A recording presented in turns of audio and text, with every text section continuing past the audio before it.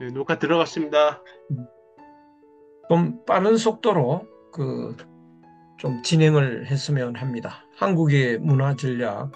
이제 고대 역사에 관심들이 많으신데 이제 이 한국의 문화 전략이 고대의 철학, 고대의 철학을 바탕으로 하니까 연관이 되리라고 생각이 됩니다.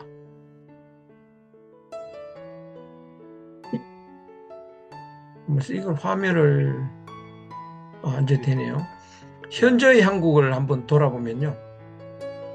지금 우리나라는 그 두 길에 갈림길에 서 있습니다. 하나는 멸망의 길에 들어서 있고요. 또 하나는 영광의 기회를 맞이했습니다. 어떻게 이렇게 말할 수 있냐 하면, 넘길까요? 예, 곧 넘겨야 될, 여기서는 안 넘겨지네요. 예. 우리나라는요, 외국의 침략을 많이 받았다는 말을 하는데, 침략을 받아서 망한 적이 거의 없습니다. 음. 고구려가 어마어마하게 큰 나라인데, 당나라 황제가 정군을 끌고 와도요, 막아냅니다.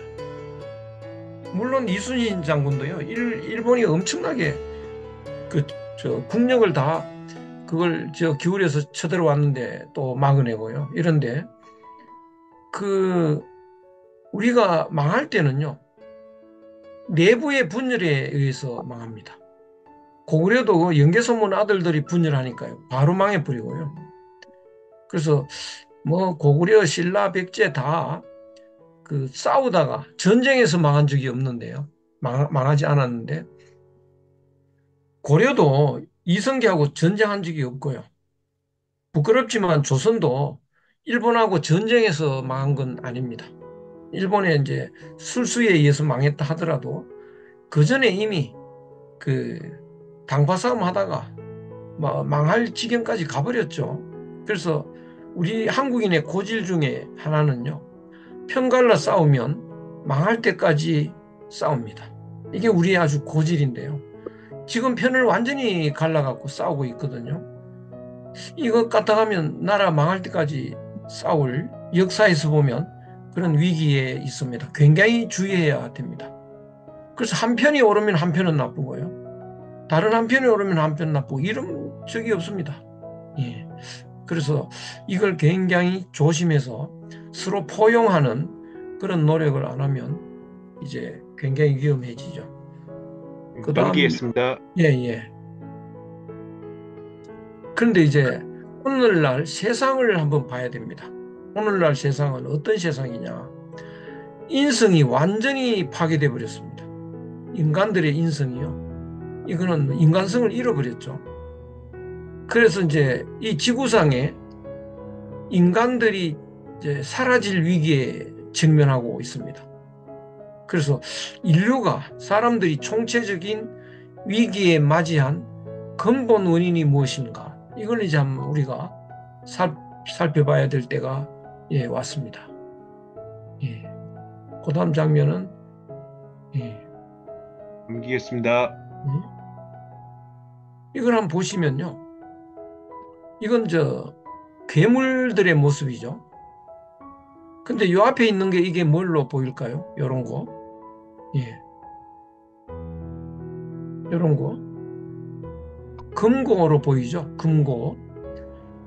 이 괴물들은 돈 그러다가 괴물이 되어버린 인간의 모습들입니다. 예. 그래서 오늘날 그 인간들은 멀쩡하게 생긴 것 같이 보여도 돈의 노예가 돼서요. 괴물이 된 거죠. 나는 아니겠지. 근데 저도 정말 돈에서 해방됐나. 예. 그럴 때는 좀 부끄럽습니다. 예. 돈에서 초연하지 못합니다. 그래서 이것이 괴물이 아니고 인간의 현대인의 얼굴입니다. 예. 그 다음 장면은 또 한번 보시면 이거는 뭘까?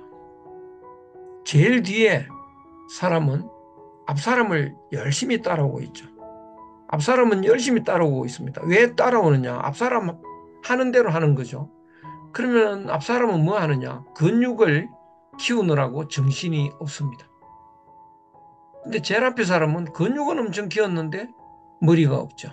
예, 정신이 없는, 그래서 뇌가 없어진 몸만 챙기는 인간입니다. 그걸 우리들이 전 세계 사람들이 따라가는데요. 이 근육질, 몸 챙기는 중에 제일 더 챙기는 게 뭔지 아십니까? 요 부분이 있죠. 요거를 드러내고 애지중지하고 있습니다. 바로 현대인의 자화상이다. 이렇게 이야기할 수 있겠네요.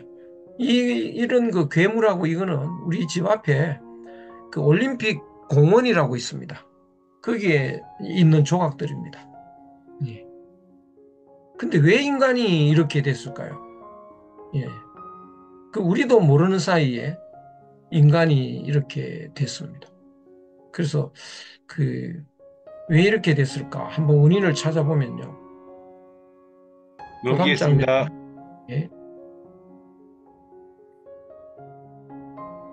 그 우리가 이 사기를 당했다.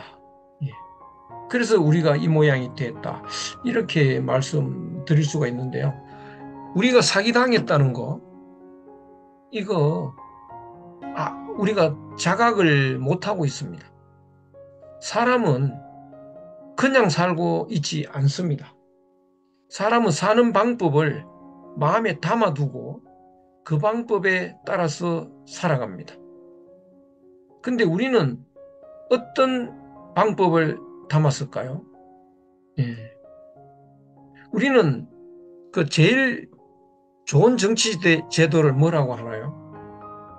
예. 민주주의라고 하죠. 민주주의의 꽃은 뭐 선거 뭐 이런 말을 하죠. 그 왜 그런 말 하나요?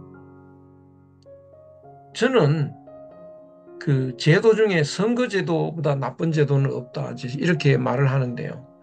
뭔 소리냐, 그게. 제가 근무한 성균관대학교 총장을 한 10여 년 선거로 뽑은 적이 있었습니다. 학교 엉망됐습니다. 편 갈라서 싸우고요. 암투하고 험담하고요. 어수선했는데요. 그래서 선거제도를 그만두고 재단에서 임명하고부터는요. 조용합니다, 학교. 조용하게 발전합니다. 그런데 왜 우리는 제일 좋은 제도고 그 이 선거가 민주주의의 꽃이라고 하나요? 우리는 뇌가 없는 거예요. 생각을 안 해본 겁니다.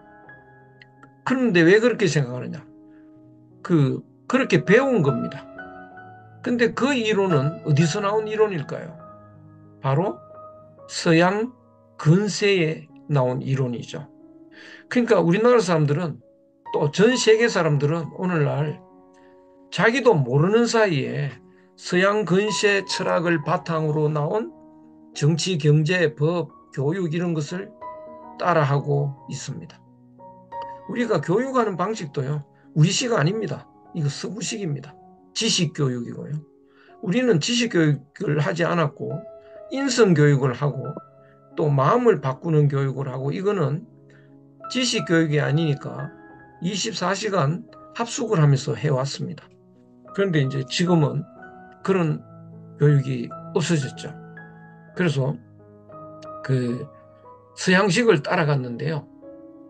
우리는 그 서양식을 따라갈 때에 우리의 선비들이 우리한테 당부를 했습니다. 따라가지 마라. 따라가면 우리가 오랑캐 된다. 예. 오랑캐 돼서 우리가 짐승처럼 될 거다. 이렇게 경고를 했는데요. 우리가 말을 안 들었습니다. 그리고 우리가 오히려 그들을 그 나라 망한 그 원흉이라고 죄인들이라고 몰아세웠던 거죠. 그래서 왜 우리가 그렇게 몰아세웠을까요? 예. 그 이유가 있습니다. 예를 들면 우리 넘길까요? 집이 선비 그 앞에 게 나은데요. 너무 빨리 넘겨. 예. 그 우리가 선비 집안인데 옆집이 깡패 집안입니다. 그러면 저 개발 바람이 불면 깡패가 먼저 뛰어가겠죠. 그래서 폭력을 행사해서 어마어마하게 돈을 벌어서 큰 집을 지어놓고 그 안에 온갖 이 최신 걸 다 갖다 놓고 삽니다. 근데 우리 애가 이웃에 기웃기웃하면 우리 할아버지가 말하죠. 이웃에 기웃거리지 마라. 그러면 너희들 깡패된다. 폭력배로 바뀐다. 그런데 자꾸 호기심이 있다고요. 그런데 옆집 애하고 놀다가 얻어맞았습니다. 그래서 울면서 들어오니까 할아버지가 말합니다. 선비답게 말하는 거죠. 친구끼리 그런 수도 있는 거지. 용서하고 같이 놀아라 이런다고요. 옆집은 폭력배 집은 어떻게 하나요? 맞고 들어오면요. 작사를 내버립니다. 그러니까 우리 애하고 옆집 애하고 어울려 놀다 보면 얻어맞는 건 우리 애라고요. 그래서 우리 애가 어느 날 각성을 하죠. 내가 욕골이 된 거는 우리 할아버지 때문이다. 예. 그것이 우리의 한 100여 년 이상의 역사입니다. 예, 한 150년 이렇게요. 그래서 우리는 우리 건 다 나빴다고 봅니다. 우리의 정치도 나빴고 교육도 나빴고 경영 방식도 나빴고 뭐 우리의 법이라는 건 있었는지도 모르고 뭐 이렇게 돼서 서양 근시에만 맹종을 한 거죠. 네. 그래서 서양 것만 옳다. 그래서 우리가 우리를 모르게 됐습니다. 네. 그래서 넘기겠습니다. 요걸 좀 더 간단히 할게요. 그래서 이제 우리를 알려면 서양을 알아야 됩니다. 우리가 서구 것만 배웠기 때문에요. 그래서 서양을 간단히 이제 이해를 하면 서양은 근시가 어떻게 시작되냐? 그 중세에 기독교가 있었습니다. 근데 기독교가 이 말기에 나쁜 놈들이 점령을 해서 엄청나게 나쁜 짓도 합니다. 마귀 사냥을 하고요. 예, 마녀 사냥 뭐 이런 거 면죄부를 팔아먹고요. 또 뭐 십자가 그걸 조직해가지고 이슬람 가서 사륙을 어마어마하게 사륙을 하고요. 이러니까 사람들이 교회를 등집니다. 교회를 등지면 하느님을 부정하죠. 하느님을 부정하면요. 신나는 일이 일어납니다. 오늘날 애들이 엄마가 친정 간다고 하면요. 신납니다. 좋아서 막 난립니다. 왜 그럴까? 하고 싶은 걸 할 수 있잖아요. 종일 게임 해도 되고, 컴퓨터 가지고 종일 놀아도 되고요. 엄마 때문에 참았던 걸 다 할 수 있습니다. 그것처럼 중세에는 하느님 때문에 참아야 할 게 많았죠. 때리고 싶은 일이 있어도 사랑해야 되고 원수를요. 또 좀 더워서 벗고 다니면 또 잡아가고요. 이러니까 참아야 될 게 많고 그래서 불만이 많았는데 하느님 없다고 하니까 이제 참을 일이 없죠. 신납니다. 때리고 싶은 사람 마음대로 때려도 되고요. 욕심 마음대로 채려도 되는데 욕심을 제일 많이 채우는 방법은 죽여버리고 빼앗는 거라고요. 그래서 서양 사람들이 전 세계를 다니면서 다 죽이고 다 빼앗았습니다. 아프리카 가서는요. 죽이지 않고 팔아먹었습니다. 아시아에 와서는요. 죽여도 끝이 없으니까 더 좋은 방법이 뭐냐? 식민지로 만들어 놓고 일시키면서 빼앗았습니다. 그래서 서구의 부라고 하는 거, 서양의 부는요. 남의 거 빼앗고 죽이고 해서 이룩한 경제이기 때문에 오늘날 그 잘 나가던 영국, 불란서, 독일이 흔들리지 않습니까? 그건 흔들릴 수밖에 없어요. 남의 나라 걸 빼앗아서 이룩한 경제인데 지금은 못 빼앗으니까 그건 흔들리게 돼 있죠. 그래서 이 서양인들이 세상을 다니면서 무자비하게 죽이고 빼앗고 이랬는데요.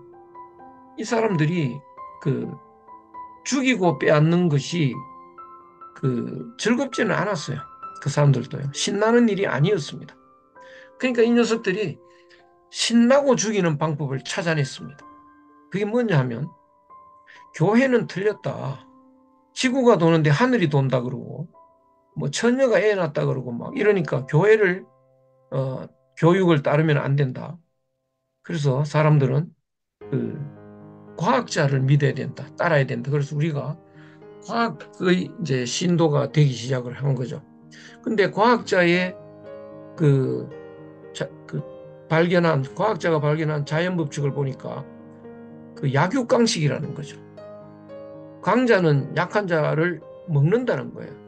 그럼 내가 강자면 너는 약자다. 내가 너를 죽이고 빼앗는 거? 진리죠. 자연 법칙이죠. 자연 법칙이 다 그렇죠. 사자가 사슴 먹잖아요. 사슴이 사자한테 죄를 지은 건 아니잖아요. 무슨 죄를 지었을까요? 약한 것이 죄입니다. 그래서 강자는 약자를 신나게 죽이고 빼앗는 게 진리다. 그 일본인들이요, 남경에 가서 엄청나게 죽였습니다. 수십만을 죽였는데요. 그때 이 사람들을 세뇌시킨 이론이 뭐냐? 강자는 약자를 죽이고 빼앗고 하는 것은 진리다. 그래서 우리는 신나게 진리를 행사해야 된다. 이래가지고요, 이놈들이 칼을 들고 두 놈들이 내기도 했습니다. 누가 100명의 목을 먼저 치느냐 이거죠. 그럼 이기면 이제 술 얻어먹고 뭐 이런 식으로 장난질 치는, 예, 그런 거 약육강식. 그래서 이긴 놈들이 그 강자가 약자를 무자비하게 이런 괴롭히는 거, 이게 우파라고요. 우리나라는 우파가 없습니다. 예. 좌파는 있는데 우파는 없어요. 그렇게 무자비한 이론을 갖고 있지를 않습니다. 그래서 한국은 좌파냐 좌파 아니냐 그 차이죠. 그런데 이 우파가 전 세계를 이제 도륙하고 자기 나라로 가니까 자기들이 약자가 돼 있더라고요. 강자는 누구냐? 왕이죠. 그러면 약자가 사는 법은요, 뭉쳐서 강자를 죽이는 겁니다. 그래서 이놈들이 뭉쳐서 왕을 죽이죠. 시민혁명을 했습니다.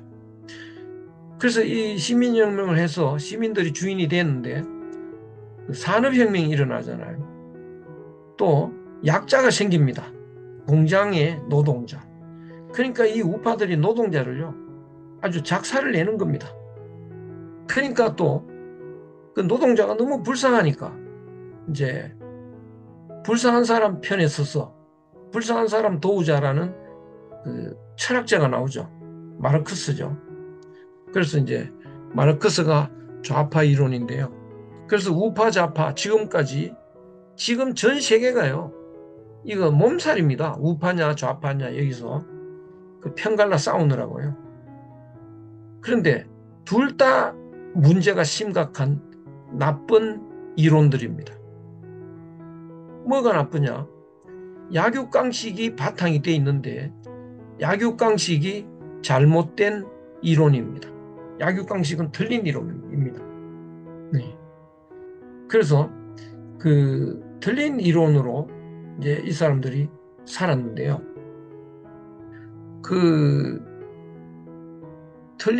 거기서 약육강식이라고 하는 그 이론 자체가요, 하고 싶은 거 하고 먹고 싶은 거 먹고 욕심 채우는 그런 이론인데요. 그래서 우파와 좌파는 공통점이 있습니다. 욕심 채우는 철학입니다. 그래서 사람들은 당하던 사람들이 좌파를 믿었는데요. 좌파도 문제가 뭐냐? 목숨을 함께 하면서 목적 달성을 하는데요. 그건 뭐냐? 가진 자 걸 빼앗아서 나누어 가지자. 근데 빼앗을 때는 목숨을 걸고 단합을 하는데 빼앗기 전에는 우리 뭐 10억씩만 나누어 가지자. 충분하다. 그런데 빼앗고 나니까 욕심이 확 커져 가지고요, 10억으로 만족을 못 합니다. 그러니까 욕심을 이제 목적을 달성한 뒤에 욕심이 커지니까 애초에 나누어 가질 생각이 없어지는 거죠. 그래서 자기들끼리 피투성이가 돼서 싸웁니다. 좌파가 성공한 나라가 이제 소비에트 연방인데요. 소련 사람들이 동유럽의 약소국들을요, 무자비하게 예, 작살시켰죠. 그러니까 사람들이 이제 좌파도 못 믿겠다. 우파도 못 믿겠다. 믿을 건 뭔가요? 돈밖에 없다. 예, 그래서 극단적인 이기주의로 바뀌었습니다. 극단적인 이기주의가 되니까 자기밖에 몰라요. 자기 돈밖에 모릅니다. 그래서 인간성이 파괴가 됩니다. 남을 위할 줄 모릅니다. 남의 행복이 나의 불행이고요. 남의 불행이 나의 행복이 되죠. 그래서 그런 파탄이 된 인간이 무자비하게 욕심을 채우니까 지구가 파괴됐다. 그래서 이제는 지구에서 인간이 살 수 없는 이런 시기가 왔는데요. 그 이유가 뭘까? 예, 우리가 사기를 당했다. 누구한테? 서양 근세 철학이죠. 그 근세 철학을 바탕으로 이제 뭐 법학, 정치학, 경제학 이런 걸 했는데 이게 다 사기라는 거죠. 왜 그러냐? 그 다음에 한번 보시면, 예, 다음 장 한번 보시죠. 그 서양의 모든 정치학, 법학, 경영학, 교육학 등등의 이론의 바탕이 뭐냐? 근세 철학입니다. 근세 철학을 성립시킨 바탕이 뭐냐? 약육강식의 자연법칙이죠. 근데 만약에 자연법칙이 약육강식이 아니라면 근세 철학이 잘못됐죠. 근세 철학이 잘못됐다면 정치학, 법학, 경영학, 교육학이 등등이 다 잘못됐죠. 오늘날 정치가 왜 이렇게 전 세계가 다 이렇게 엉망이 되느냐? 잘못된 정치학으로 정치를 해서 그렇습니다. 이렇게 돼 있는데요. 그런데 그 약육강식이 아니라고 어떻게 말할 수 있느냐? 여전히 사슴은 사자한테 먹히는데요. 어떤 사슴 애호가가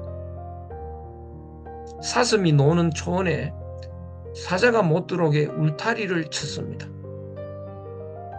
사슴을 행복하게 하려고요. 몇 년이 지났더니 사슴이 전멸했습니다.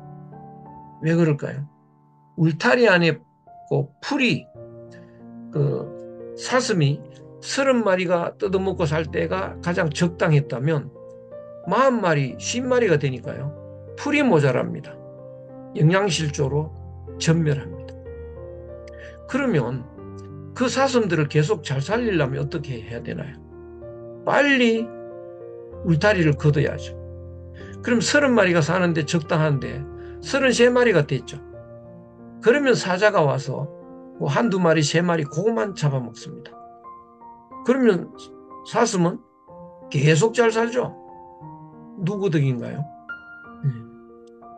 사자 덕이죠. 사자는 누구 덕에 잘 살아요? 사슴 덕이잖아요. 대조화의 자연법칙입니다. 먹히는 그 현상만 보면 약육강식이지 전체를 못 보잖아요. 전체를.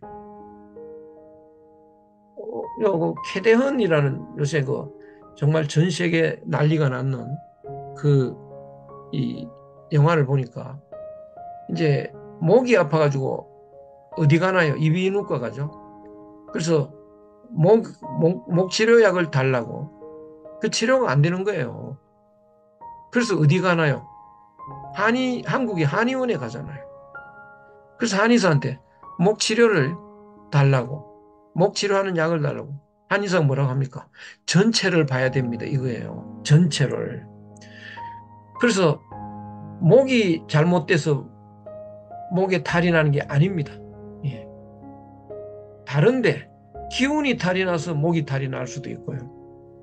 뭐 내장이 나빠서 목이 탈이 날 수도 있고요. 전체를 봐야 되는 거죠. 그래서 이 서양의 이론은 그 부분만 보고 약육강식이라고 했는데요. 전체를 보니까 좋아하잖아요. 예.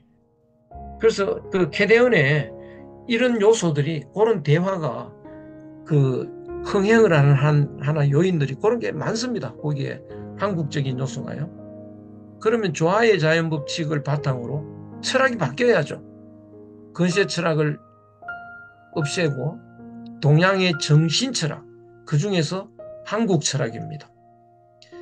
그리고 이런 정치학, 법학 이런 걸 다 뜯어고쳐서 동양의 정신 철학을 바탕으로 정치학, 법학, 경영학, 교육학 등등이 다시 만들어져야 합니다. 그렇게 되기까지는 혼란을 거듭할 거다. 이렇게 볼 수 있겠습니다. 요 마음의 그림 요것도요. 알고 보면 이거 굉장히 재밌는데 그냥 하늘 마음이라는 게 한국인은 갖고 있는데요. 현대인은 없다고 생각하죠. 예, 요 차이가 있습니다. 그러면 그 인간의 마음은 욕심밖에 없는 거죠. 그래서 욕심 비운다는 개념이 없습니다. 우리나라 사람은 지금도요. 그 노래 가사도 달라요. 살다 보면 알게 돼 비운다는 의미를 이러잖아요. 비운다는 의미가 뭘까요? 욕심 비운다는 거죠. 근데 서양에서는 욕심 비운다는 개념은 없습니다. 왜? 욕심밖에 없는데 뭐. 그러면 행복이 뭘까요? 욕심을 채우는 거죠. 그래서 욕심 채우는 게 채우다 보니까 노다지 싸우잖아요. 노다지 싸우니까 악한 행동이 된다고요. 그래서 이제 어떤 연구를 하느냐, 이성이라는 걸 강조해가지고요. 욕심을 채우긴 채워야 되는데 규칙을 만들어가지고 법을 만들어가지고 법을 지키면서 채우자. 그것이 페어플레이 정신입니다. 페어는 규칙 지키는 거고 욕심 플레이는 욕심 채우는 거죠. 그래서 이성적인 절제를 해서 악으로 가던 요 방향을 바꿉니다. 바꾸면 뭐가 되느냐? 선이 되는데요. 이 선은 본질적인 선이 아니죠. 본질은 욕심인데 이건 악한 마음인데 이 악한 마음을 이성적인 절제를 통해서 그거를 인위적으로 바꾸었죠. 그러니까 인위적으로 바꾼 걸 위라고 합니다. 그래서 위선이라고 하는 거죠. 그래서 오늘날 사람의 선은 위선이라고 하는데요. 그건 잘 몰라서 그렇습니다. 하늘 마음을 알면 하늘 마음이 한 마음이고 한 마음을 그대로 나타내면 그냥 선인 거죠. 이게 성선설이라고요. 그런데 우리는 서양식으로 성악설적인 바탕을 둔 그런 이론, 그런 학문을 지금까지 배웠는데 이것이 틀렸으니까 우리는 틀린 공부만 해왔다. 틀린 공부를 하면 재미가 없죠. 그리고 틀린 공부대로 하면 잘 될 수가 없습니다. 그래서 망가질 수밖에 없는데 경영학은요. 틀린 경영학을 배워도 회사에 취직을 하잖아요. 그러면 회사 사장이 너 학교 그 경영학을 열심히 배웠네. 배운 대로 한번 그 회사 경영을 하라고 할까요? 안 할까요? 하지 말라고 하죠. 배운 건 다 버리고 우리 연수를 받아서 우리 회사의 경영 방식대로 해라. 이런다고요. 그러니까 경영학은 학교 안에서만 통용이 되지 학교 밖에서는 통용이 안 됩니다. 그런데 정치학, 법학, 교육학 등등은 여전히 학교에서도 통용이 강조가 됩니다. 그 학교 밖에서도 강요를 하죠. 학자들이요. 학자들이 왜 틀린 정치학, 법학, 교육학을 계속 주장을 할까요? 학자들 반성해야 됩니다. 저도 마찬가지로 반성해야 되는데요. 왜 틀린 정치학을 가르치고 있느냐? 그래도 월급이 나옵니다. 틀린 법학을 가르쳐도 월급이 나옵니다. 틀린 경영학을 가르쳐도 월급이 납니다. 그럼 그걸 고치라. 고치는 방법을 모르잖아요. 그런데 어떤 대학의 정치학과 교수가 자기가 정치학에 문제 있다는 거 아는 거예요. 그래서 저하고 이제 어울리다가 맹자를 선물을 했어요. 읽어보더니 무릎을 치는 거예요. 정치학 개론 읽으면 엉터리 되는데 맹자 읽으면 이것이 정치학 개론이라는 거예요. 그러면 당신이 맹자 읽어서 정치학 개론이라는 책을 하나 쓰라. 당신의 그게 의무다 이랬더니 했을까요? 안 했을까요? 안 하더라고요. 왜 안 할까요? 안 해도 월급이 나오고. 그런데 이 맹자를 읽으려면 한문 공부해야 되잖아요. 그 안 그래도 돈 나오는데 왜 한문 공부? 그거 쉬우지도 않습니다. 안 하죠. 그래서 그거는 죄라고 생각합니다. 해야 될 일인데요. 그런데 사람들은 그런 것보다는 귀찮은 거 안 하죠. 그래서 안 고쳐집니다. 그런데 경영학은 엉터리로 배워도 사회에 가서 통용이 안 되고 새로 경영을 하니까 괜찮은데 정치학, 법학, 교육학 이런 것은요. 억지로 엉터리로 통용을 시키잖아요. 틀린 민주주의에 틀린 그, 그 선거 그 계속 실행하잖아요. 그러면 선거제도 말고 더 좋은 제도 있나요? 우리는 생각도 안 해봤잖아요. 한국 고대에 있었습니다. 환단곡이라는 책에 가장 좋은 정치제도는 화백제도다. 또 말이 있습니다. 예. 그래서 이 경영학은 사회에 나와서 활동을 못하는데 여전히 교육학도 엉터리로 계속하고 있고요. 근데 학생들이 왜 따라하느냐? 따라 안 하면 학점을 안 줍니다. 예. 그렇다면 선생이 죄인이죠. 자기도 모르는 사이에 죄인 됐습니다. 그래서 이제는 바뀔 때가 왔습니다. 예. 다음에는 이제 이렇게 잘못된 걸 하다 보니까 자꾸 망가져가지고 이제 인간도 망했고 지구도 망했다. 예. 그래서 스티븐 호킹은요, 인류는 가까운 장래에 지구를 떠나야 한다. 한 20년 남았다. 뭐 이런 말 했을 겁니다. 토인비는 인류가 지구를 떠날 때 지구의 것은 다 버리고 가야 하지만 오직 한 가지, 한국의 효도 사상은 가지고 가자. 도대체 뭔 소린가요? 한국에는 지구를 구할 뭐가 있는 건가요? 한국의 희망이 있을까? 역사가 순환하며 흐르기 때문에 희망이 있다. 그래서 우리가 역사를 알아야 되는데요. 사람들이 역사가 어떻게 흐르는지 안 배웠죠. 역사학자들이 안 가르쳐 줍니다. 왜냐? 순환의 역사 흐름의 법칙을 모르는 거죠. 그래서 동양학에서는 가르쳐 줍니다.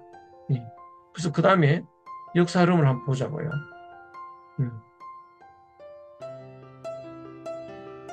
이것이 역사 흐름인데요.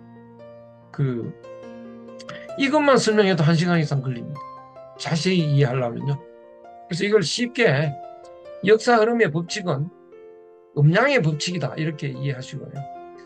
그래서 사계절처럼, 사계절은 봄이 됐다, 가을 됐다, 봄 됐다, 가을 됐다 합니다. 여름은 뭐냐? 이거는 계절이 아니고, 봄은 양의 계절이고요. 가을은 음의 계절이죠. 그러면 양에서 음으로 전환하는 기간입니다. 그리고 가을이 음이니까 음에서 양으로 전환하는 계절이 겨울입니다. 그래서 추나 추동이 아니고 춘추죠. 춘추. 그래서 춘추가 얼마십니까? 이렇게 물으면 됩니다. 그 어르신들한테요. 추나 추동이 얼마십니까? 안 그래도 됩니다. 이렇게 가는 게 사계절인데 우리는 사계절은 누구나 압니다. 경험을 하니까요. 그런데 역사도 이런 순환을 하는데요. 역사의 순환은 우리가 모른다고요. 왜냐? 이 양의 계절 이것이 500년, 700년 갑니다. 그러니까 순환을 우리가 알 수가 없죠. 근데 당신은 어떻게 이런 순환을 알아내냐? 주역에 이런 이론이 있습니다.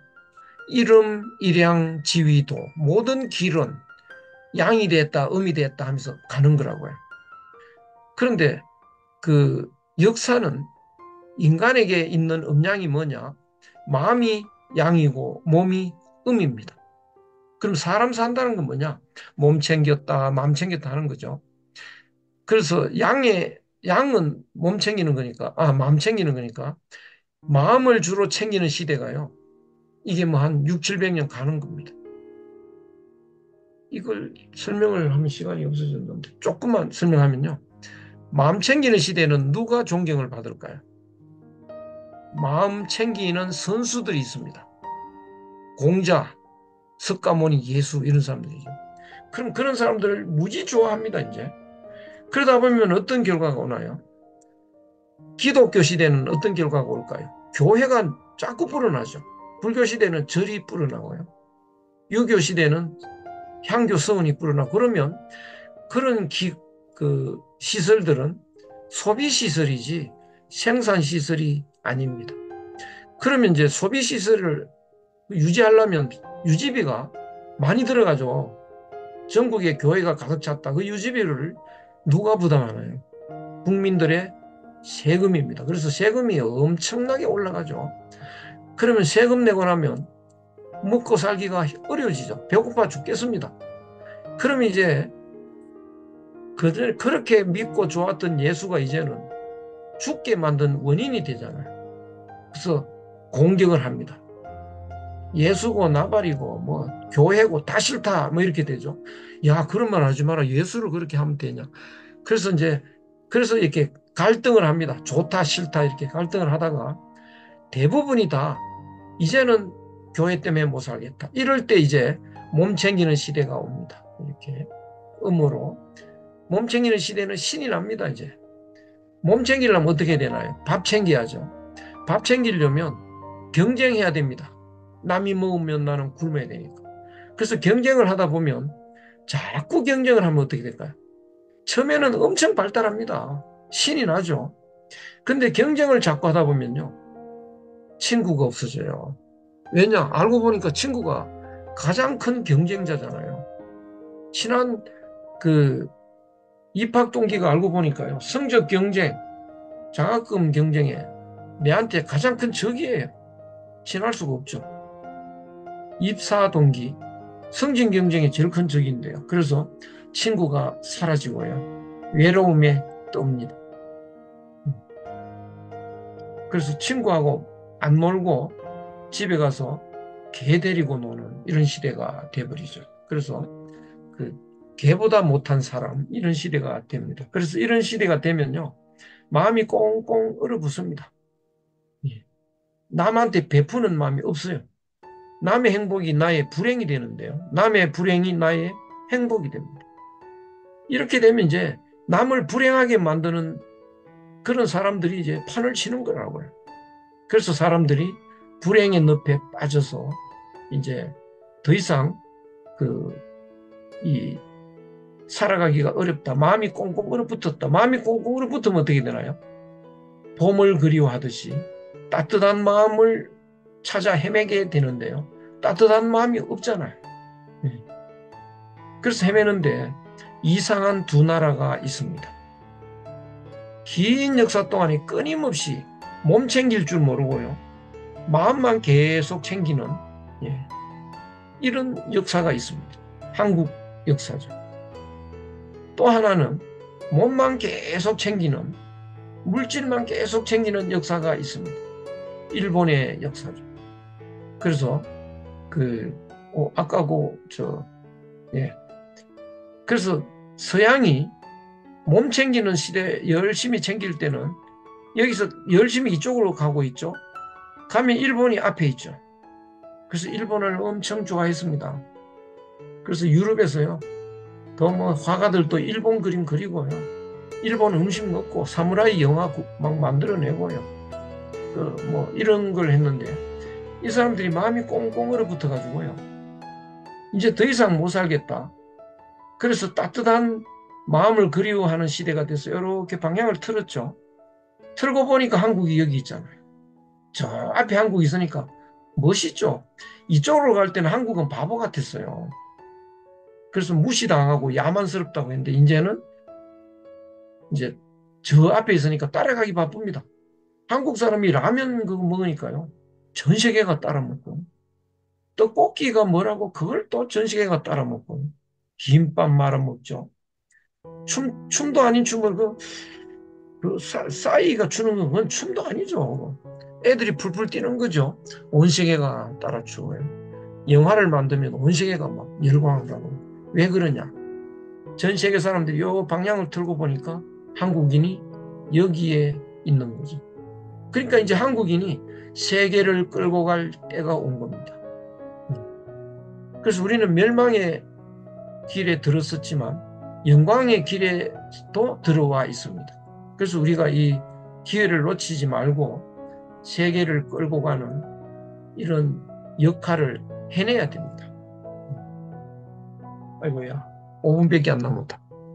빨리 뭐 이거 건너가자고 시간이 안 되겠습니다. 아이고. 하나 건너뛰자. 우리가 세계를 이끌어 가려면 세 요소가 필요한데요. 하나는 경제력이 받쳐줘야 되고요. 문화예술이 흥행을 해야 되는데 요거 두 개는 지금 하고 있습니다. 마지막 하나가 뭐냐? 철학이 나와줘야 됩니다. 근데 철학이 안 나오고 있습니다. K 철학이. 왜 K 철학이 안 나오느냐? 학자들이 좀 딴 데 정신을 팔죠. 옛날에 공부한 것만 갖고 먹고 사는데요. 학자들은 한국 고유 철학이 없다. 이게 정설이라고. 왜 없냐? 예. 유학, 유교, 그거는 중국 철학이죠. 노장 철학, 중국 철학이죠. 불교, 인도 철학이죠. 기독교, 이스라엘이죠. 뭐 이런 식으로 생각합니다. 그래서 고유 철학은 없다. 또 철학이 있다는 사람은 한국에 정착한 건 또 뭐 유교가 한국 철학이지, 불교는 한국 철학이지, 이런 사람도 있습니다. 둘 다 고유 철학은 없다는 거죠. 고유한 철학이 없는데 이런 문화예술이 흥행을 할까요? K 철학은 어디 있나요? 예, 없는 것 같지만 뭐 이거는 이제 좀 건너뛰어야 되겠네요. 시간도 없고. 없는 것 같지만 있습니다. 예. 교수님 한 10분 정도 더 하셔도 할까요? 됩니다. 늦게 시작했기 때문에. 예, 한 10분 더 하고 지금 10분 남았네요. 이제 빨리 하겠습니다. 그래서 K 철학이 위대한 철학이 있는데요. 너무나 위대해서 정말 눈물이 날 정도인데요. 최치원 선생이 이런 말을 했습니다. 우리나라의 풍류라고 하는 신비하고 오묘한 진리가 있는데 모든 가르침을 세우는 근원이다.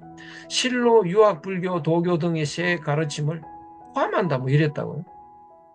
유교, 불교, 도교가 나온 뒤에 포함하려면 그걸 종합해서 신비하고 오묘한 진리를 만들었냐? 그게 아닙니다.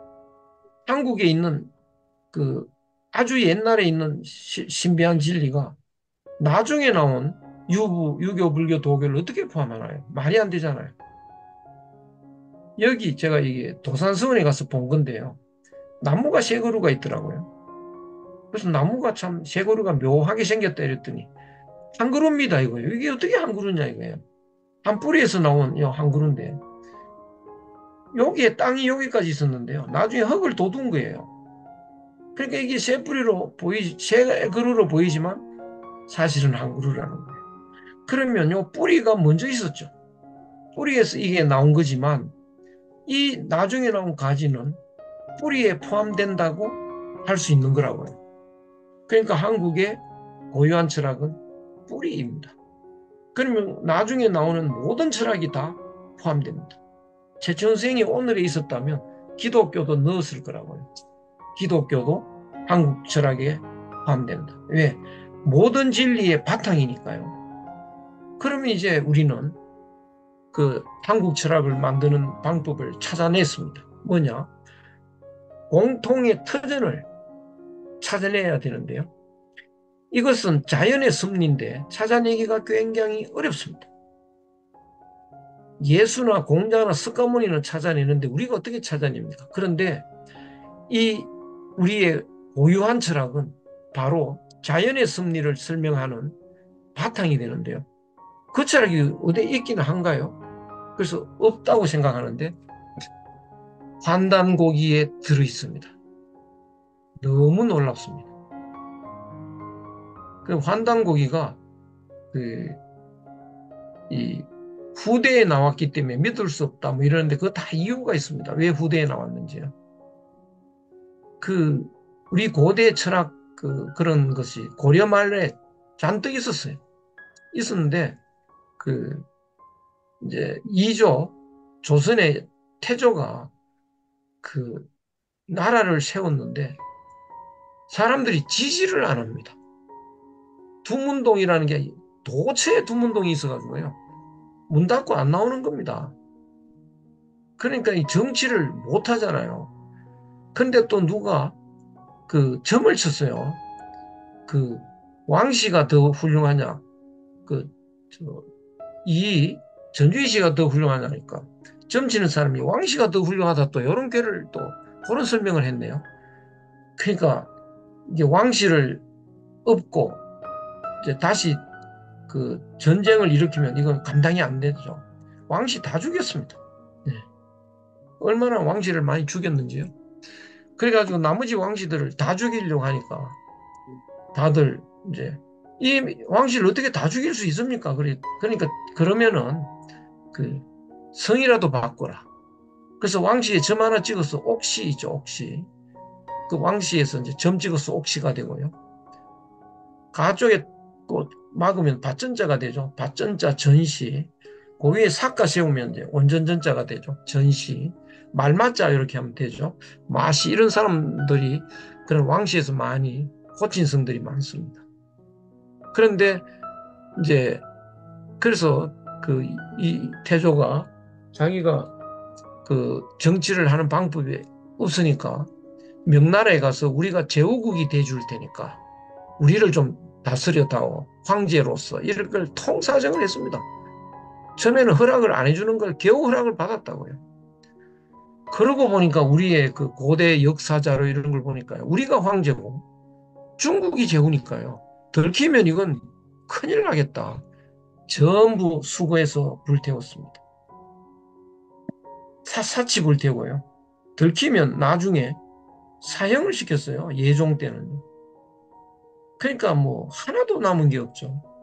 근데 환단고기 책 하나만 걸리면 죽으니까요. 목숨 걸고 비밀리에 지키고 해서 일제 때도 들키면 죽을 지경이 또 그 말살시킵니다. 그래서 숨겨서 겨우 이제 그 나왔습니다. 나왔는데 또 서울대 역사과 교수들은 또 오늘도 그 이야기 했는데 여전히 이완용이라는 거예요.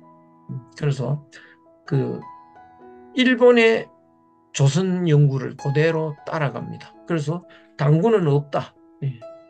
당군은 역사가 아니다. 뭐 이런 주장을 하니까 그러면 환단고기는 당군의 기록이니까 이거는 인정할 수가 없죠. 그래서 우리가 환단고기를 인정을 안 하는데요. 그 환단고기에 위대한 자연 철학 들어 있습니다. 그래서 우리는 이거를 바탕으로 깔고 그리고 이제 기독교, 불교, 뭐 유학 이런 걸 두루두루 공부해가지고 하다가 보면 하나로 통하는 진리가 나옵니다.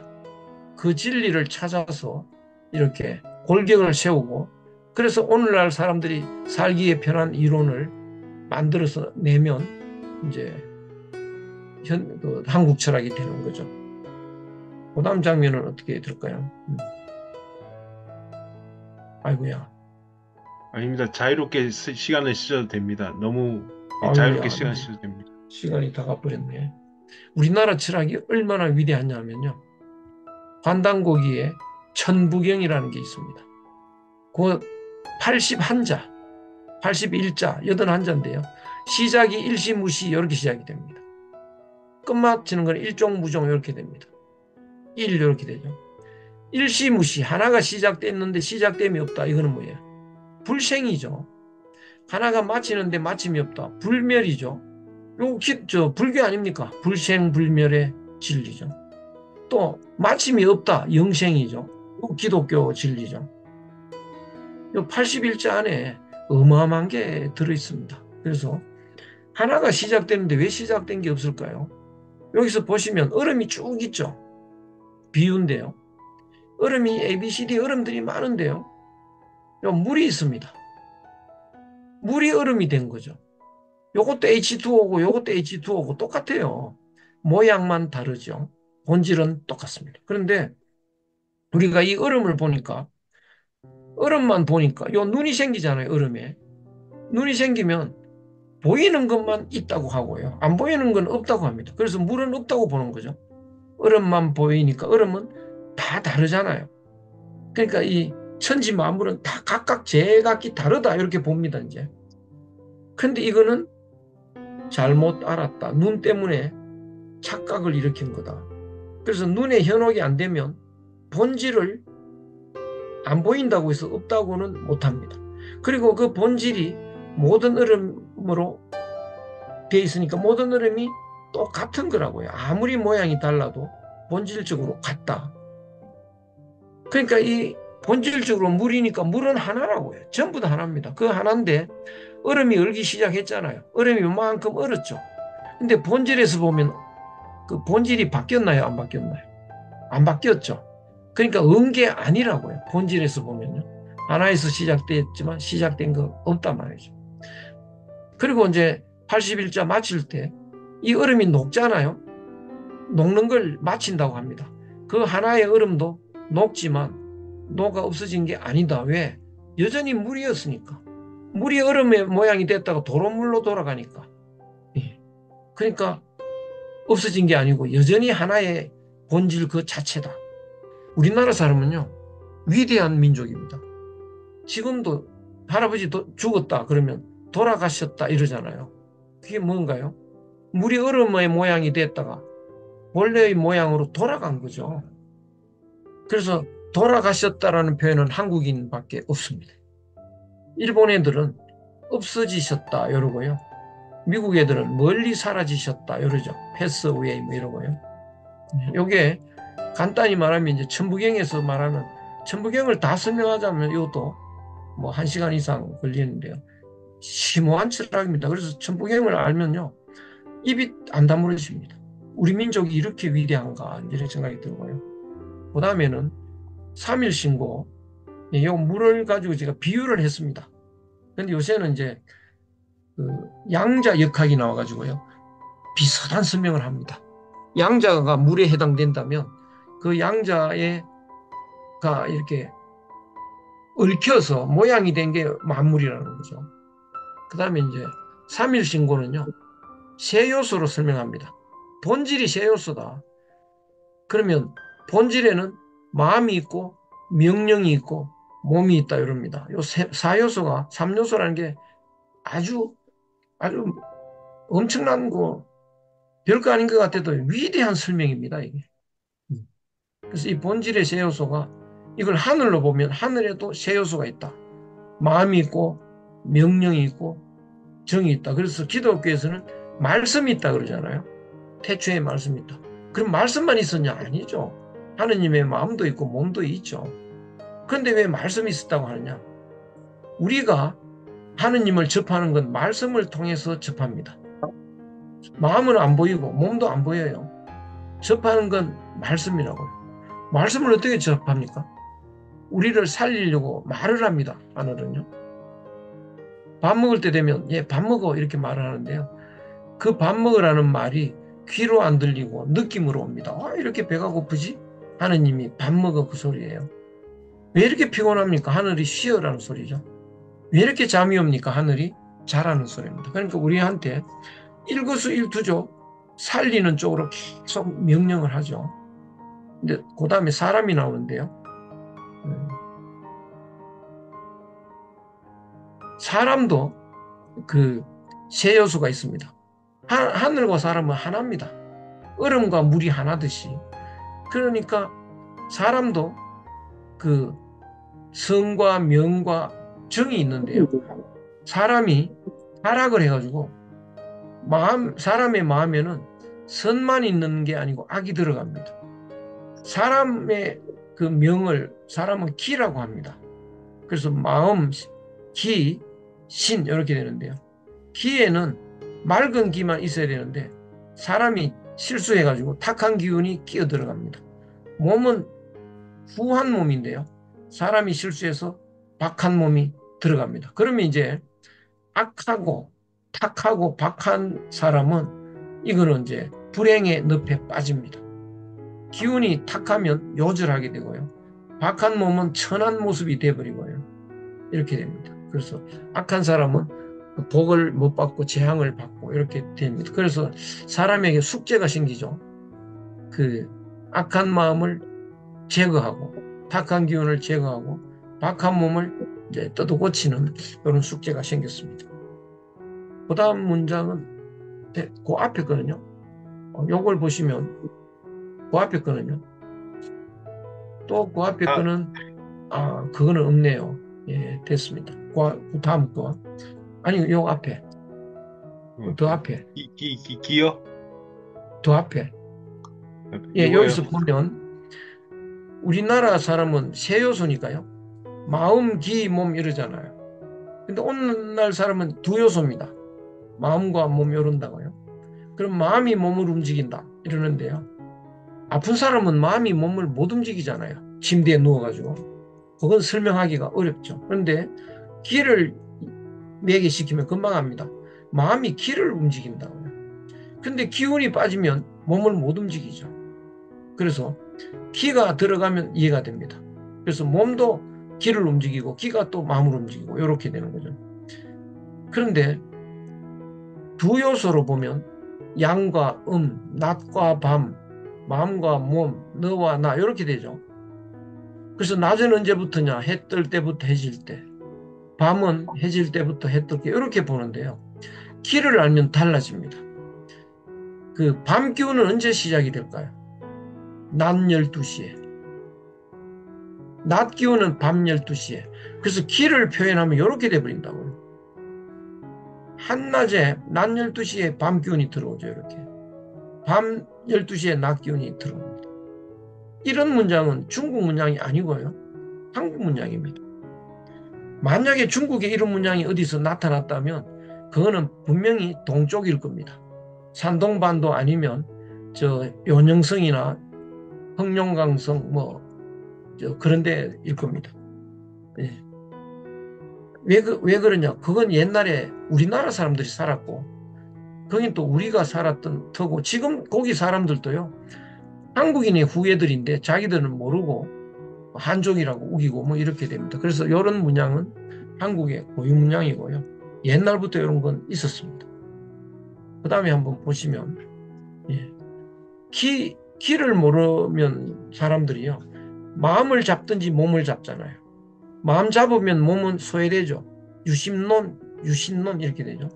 몸을 붙잡으면 마음이 처져버리죠. 유물론이 됩니다. 그런데 기가 있다는 걸 알면 기는 마음과 몸을 연결한다고요. 기는. 그럼 기를 잡아야 돼요. 그러면 마음과 몸이 다 균형을 이루면서 전부 다 되살아납니다. 그러니까 오늘날 유신론, 유물론으로 이렇게 분류가 돼가지고 서로 싸우고 이렇게 되는데 그걸 해결하는 것은 기를 중시하는 한국 철학이 맞서야 됩니다. 그 다음에 이제 시간이 이거는 이제 그 당군 할아버지의 훈시입니다. 그래서 훈시를 보면 너희들은 하늘을 받들고 하늘의 뜻대로 살아라. 이게 기본이고요. 당군 할아버지 훈시에 여러 가지가 있는데요. 10손가락을 깨물어봐라. 안 아픈 손가락이 있더냐. 이거 오늘날 우리들 쓰잖아요. 초대 당군 할아버지 훈시에 나옵니다. 그러니까 10손가락 다 아프지 않냐. 우리 형제, 우리 민족 다 네 손가락이, 우리 한 손가락이라는 거예요. 형제는 부모에서 나온 하나잖아요. 당군 할아버지에서 나온 우리는 한 몸이라고요. 그러니까 남이 아파도 그건 내가 아픈 거라고 이렇게 하는 거고 또 집신도 짝이 있다. 이런 말도 합니다. 그래서 짝을 지어라. 이런 말도 있고 하여간 그 하늘의 뜻으로 살아라. 정치는 어떻게 하느냐? 바로 세우는 게 정치입니다. 바로 잡는 거. 그럼 어떻게 바로 잡는 거예요? 욕심을 비우고 본심으로 돌아가는 게 바로 되는 건데 오늘날 정치하는 사람들은 욕심을 채워주겠다고 합니다. 이게 서구식이죠. 그래서 욕심을 채워줄 테니까 표다오 이러는 건데요. 그러면 점점 더 욕심이 커져서 인간이 욕심의 노예로 빠집니다. 그래서 정치는 불행으로 인도하는 건데 원래 정치는 진리로 인도하는 거야 됩니다. 그래서 진리로 인도하는 것은 욕심을 버리고 본래 마음을 회복하라 이렇게 인도해야 되는데 욕심 채우는 사람한테 그런 인도하면 표가 안 나오겠죠. 그래서 오늘날은 바르게 하는 발음으로 바르게 인도하는 그래서 본래 마음을 회복하도록 인도하는 정치는 없다. 이렇게 그래서 당군의 정치를 알아야 된다. 그 다음에 을보록의 정치가 있는데요. 그 다음에 을보록 선생의 정치는 어마어마하게 중요한데요. 이거는 도무지 시간이 이제 안 되겠네요. 을보록 선생은 지아구도 나를 알아서 홀로 됨을 구하라. 이게 뭐냐면 나에게는 두 마음이 있는데요. 그 얼음에게 두 마음이 있습니다. 나는 얼음이다 그러면 얼음 마음이죠. 나는 물이다 그러면 물의 마음이 되죠. 그럼 얼음이 물의 마음이 되면 어떻게 되나요? 모두가 하나인 줄 알죠. 서로 사랑하겠죠. 그것은 본질이고요. 물의 마음을 잃어버리면 싸우겠죠. 그 싸우는 얼음 마음은 잘못된 마음입니다. 그렇게 사람에게도 사람이 얼음이라면 물의 마음, 얼음 마음이 있듯이 내 마음에도 하늘 마음이 있고 사람 마음이 있습니다. 사람 마음은 남남이라고 하는 구별하는 마음이고 갈등하고 싸우고 미워하고 이런 이제 쪽으로 가는데요. 아무리 성공해도 늙어 죽습니다. 그래서 본질적으로 인간은 불행하고요. 그런 사람이 소인이고 짐승이고 그렇게 사는 건 가짜고요. 망령된 거고 헛된 겁니다. 그러면 하늘 마음으로 살면 어떻게 되나요? 모두 하나죠. 모두 하나가 요 독입니다. 예. 하나밖에 없다 이 세상에. 일체 개공. 예. 이렇게 되는 거죠.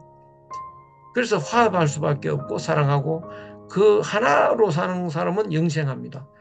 얼음덩어리가 물의 마음으로 살면 그건 영원하죠. 그런 사람이 행복이고 군자고 사람이고 진짜고 진실하고 참된 거다. 그래서 계망적진 요게 다 울보록 철학인데요. 요 망령되게 사는 우리의 상태를 고쳐서 참된 삶으로 나아가자. 예. 사람 마음을 바꾸어서 하늘 마음으로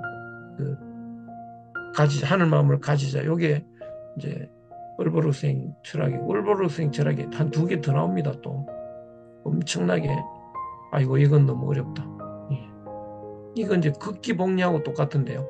공화존물이라는 건데 나가 원래는 이게 하나입니다. 이게 그 바다의 파도가 아무리 쳐도 그 바다의 물은 하나죠.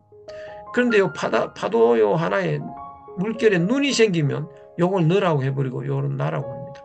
근데 나는 원래 없었죠. 전체가 하나죠. 근데 이걸 나라고 하면 어떻게 되나요? 이 전체와 요 나를 분리시켰죠. 칸을 막았어요.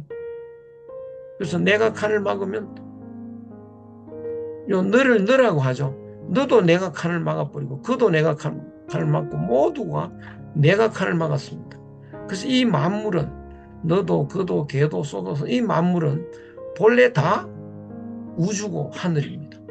나무도 하늘이고 산도 하늘이고 소도 하늘이고 개도 하늘이고 다 하늘입니다.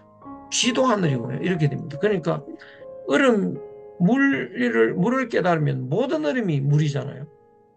그러니까 하늘을 알면 모두가 하늘인데 칸막이를 쳐서 하늘의 요소를 다 없애버리니까 내가요, 야, 너 임마! 이러는 거는 너를 모독하는 겁니다. 왜 너를 모독하는 거냐? 너가 아니고 하늘이잖아요. 그래서 이 하늘을 철저하게 그걸 지킨 사람이 우리나라의 그 최재우 선생, 천도교입니다. 그러니까 천도교는 만물을 다 하늘로 다 뜹니다. 이게 시천주인데요. 부인한테도 큰절을 합니다. 왜 부인한테 큰절을 하냐? 아니 나는 하느님한테 큰절하는 거다. 그러면 부인이 절 받고 있을까요? 부인도 절하죠. 그래서 맞절하고 뭐 이러고요. 뭐 하여간 다 하늘로, 그래서 하늘로 되돌려주는 거, 개도 개가 아니고 하늘이고, 이거 되돌려 주려면 어떻게 해야 되나요? 나를 없애야죠. 나를 없애는 거는 나와 하늘 사이에 친 칸막이를 없애야 되죠. 요 칸막이를 없애는 순간 어떻게 되나요? 이 모든 칸막이가 없어집니다. 그러면 어떻게 되느냐? 공아존물, 나를 비우는 순간 만물을 제 모습으로 보존한다. 너다 그러면 이건 제 모습이 아니죠. 너도 하늘 모습이 되고 그도 하늘 모습이고 이렇게 칸막이를 제거한다. 이게 이제 공화존물인데요. 이게 이해가 잘 안 돼서 좀 더 설명을 보완을 했는데 건너뛸 수밖에 없네요. 네. 이것도 이제 다 설명을 해야 되는데 좀 건너뛰죠. 네. 이거는 홍익인간인데요. 어마어마하게 중요합니다. 홍익인간요. 우리가 아는 홍익인간하고 뜻이 다릅니다. 대천신, 천신을 대신해서 천하의 왕노를 한다. 세상을 다스릴 때는 어떻게 다스려야 되느냐? 홍도익중, 도를 넓혀서 대중, 인민 대중 모든 사람들을 도움이 되게 하라. 이익이 되게 하라. 이게 무슨 소리냐? 도를 왜 넓혀야 되나요? 도는 넓은 겁니다, 원래. 그 갓난 애들은 넓은 도를 누구나 실천을 하죠. 근데 욕심이 많아져서 길을 막았다고요. 좁아졌다고요. 그래서 인간이 길을 도로 넓히는 겁니다. 그러면 어떻게 되느냐? 모두가 길대로 살죠. 모두 도에 따라 살면 모두가 부처님이라고요. 모두가 하늘입니다. 그래서 대중이 가장 도움이 되는 거, 일반 백성들한테 가장 도움이 되는 거, 가장 유익한 게 뭘까? 사람들한테 가장 행복하게 만들어주는 게 뭘까요? 불교식으로 이야기하면요. 모든 사람을 부처님 만들어주는 거죠. 그 이상 행복이 없잖아요. 그런데 그런 정치 하겠다는 사람은 아무도 없습니다. 그럼 뭐라고 하냐? 돈 주겠다 이거죠. 그거는 점점 더 욕심을 키워가지고요. 욕심에 눈멀게 만들어서 불행의 늪으로 인도하고 있습니다. 그래서 제가 그거를 깨달아가지고 사람들한테 이제 출마해가지고 여러분 제가 대통령 되면 부처님 만들어 드리겠습니다. 좀 미쳤나 주름 이러고 한 표도 안 찍어주겠죠. 그래서 정치는 점점 더 나빠집니다. 그래서 한 사람도 실성하는 사람이 없게 하라. 본성을 잃은 사람이 없게 하라. 본성이 불성이죠. 불성을 잃어버린 사람이 없는 게 뭔가요? 부처님 안 되는 사람이 없게 하라. 이 소리입니다. 그 다음에 만왕을 대신해서 인간의 주인 노릇할 때 이 주인은요, 인간을 다스린다가 아니고 인간은 사람이 아닙니다. 사람과 사람 사이에 있는 만물입니다. 만물의 주인 노릇 한다는 것은 만물을 손님 대접한다는 뜻이죠. 그럼 어떻게 해야 되느냐? 병을 제거하고요. 원한을 풀어줘야 됩니다. 만물에 왜 병이 있을까요? 너구리도 병이 있는데 그걸 우리가 어떻게 제거하나요? 너구리가 자연스럽게 걸린 병은 병이 아니고 자연입니다. 그러면 어떤 걸 병이라고 하느냐? 조류독감 이런 건 병이죠. 왜냐? 인간이 아니면 안 걸릴 병들입니다.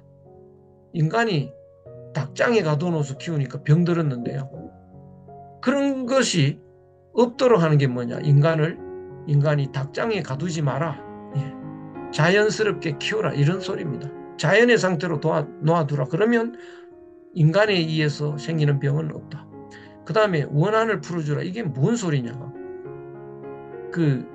사슴은요, 사자한테 원한이 없습니다. 제가 보니까 그렇더라고요. 동물의 왕국 열심히 보는데요. 사자가 따라오면 도망을 가요, 사슴들이요. 도망을 가는데 한 마리 잡히잖아요. 그 다음 도망 안 갑니다. 거기서 같이 놀아요. 사자가 있어도 거기서 불 뜯어먹고 놀고요. 사자를 쳐다보면서 원한 맺힌 눈매가 없습니다. 그냥. 근데 쫓아오면 또 도망을 가요. 그런데 또 한 마리 잡히면 또 원한 맺힌 눈매가 없이. 그렇죠. 그래서 원한이 없습니다. 아까 말씀드렸듯이 전체적으로 보면 사자덕에 사니까요. 그런데 어떨 때 원한이 맺히느냐? 사자가 사슴을 다 죽일 때, 멸종할 때요. 근데 사자는 멸종 안 시킵니다. 사람은 멸종시키죠. 사람에 의해서 멸종당한 생물, 개체가 어마어마하게 많습니다. 그래서 멸종당할 때 원한을 갖습니다. 그런 일이 없게 하라는 거예요. 그래서 한 물체도, 한 생명도 자기 본래 생명을 해치는 일이 없게 하라. 인간이 생명체 하나라도 인간에 의해서 그 생명을 해치게 되는 일이 없게 하라. 이런 철학은 어디에서 보셨나요? 어디에서도 팔만대장경에서도 어디에서도 이건 못 봤습니다. 사서삼경에서도요. 성경에도 물론이고 얼마나 위대한 철학인지요. 이제 넘어가서 쭉쭉쭉 이제 끝내야 되겠네요. 이런 위대한 철학이 있다. 그래서 이제는 우리는 어떻게 해야 되느냐. 이건 우리가 지금까지 속고 속아서 이렇다. 예. 속고 속아서 이런데 이제 그만 속자. 예. 삶이 그대를 속일지라도 이것도 저는 엄청 좋은 글인 줄 알았더니 속고 속은 인생을 그 노래했더라고요. 왜 속고 속냐? 욕심 때문에. 근데 이제 부처님은 속고 속아 사는 인생이 아니라고요. 그래서 이건 부처님 노래가 아니고 그 욕심 많은 사람의 노래입니다. 예. 쭉쭉 넘어가면 어떻게 될까요? 이제 현대인의 삶의 방향은요. 현재 우리는 여기서 이쪽으로 죽음으로 끝나는 종점을 향해서 누구나 달려가잖아요. 예외 없이 그렇죠. 다 그렇게 생각하죠. 틀렸습니다. 우리가 큰 착각을 하고 있습니다. 그래서 우리가 알고 보니까 뭐 공자, 예수, 석가모니 이런 사람은 공통적으로 이쪽으로 가지 않고 이쪽으로 가라고 합니다. 우리가 돌아온 과거로 어떻게 가나요? 그래서 이 태어나기 이전에 자궁 속으로 들어가라. 이거는 몸이 들어가는 게 아니고 자궁에 있을 때의 마음 상태를 회복해라. 그래서 다시 나와라. 그것이 부활입니다. 이 부활의 개념도 여기서 나올 수 있는데요. 이 철학이 이제 한국 철학이 돼야 되겠죠. 그래서 부활의 완성. 그래서 마음은 악한 마음을 착한 마음으로, 착한 길을 맑은 길로, 그 박한 몸을 후한 몸으로 만드는 거. 이것이 한국 철학의 핵심이다. 그 다음에 또 한번 넘어가고, 아이고 이거는 넘어가죠. 이거는 그건데 그 가우디의 성당인데요. 자궁을 만들어 놨어요. 그래서 거기 들어와서 가우디는 잠깐 왔다가 가지 말고 그 엄마 뱃속에 있을 때 그런 그 마음을 찾아서 나와라 이건데요. 그 앞장을 한번 보시면 요 보면 요 뭐 같이 보이지 않습니까? 요거? 예. 어머니 자궁으로 들어가는 모습이라고. 요게 입구입니다. 그래서 여기로 들어가면 이제 이런 게 나오는데 이거는 숲이잖아요. 성당 안이 숲으로 돼 있다고요. 이런 것 다 자궁의 모습들이기도 한데요. 왜 자궁 안으로도 그러면 캄캄해야 되니까 할 수 없이 자궁 대신으로 자궁의 연장을 그렸는데요. 자궁의 연장이 숲입니다. 예. 그래서 숲에 들어가서 하늘맘이 돼서 이제 나와야 되는 거죠. 나와서 보면 그다음에 이제 요게 나오죠. 예수께서 십자가에 못 박혀서 죽어가고 있죠. 죽어가는 거 아닙니다. 예. 생사가 없습니다. 어머니 뱃속에서 그 하늘 마음이 되면 죽어가는 게 없어요. 그래서 여기 보면 그 증거가 있습니다. 요 노출시켜 놨잖아요. 아담은 요거 빨가벗고 있었죠.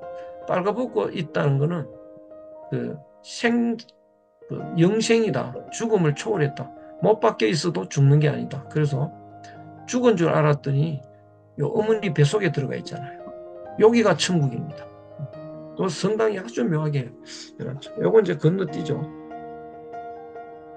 그래서 이제는 우리가 어떤 철학을 해야 되느냐. 이런 아까 이야기한 대로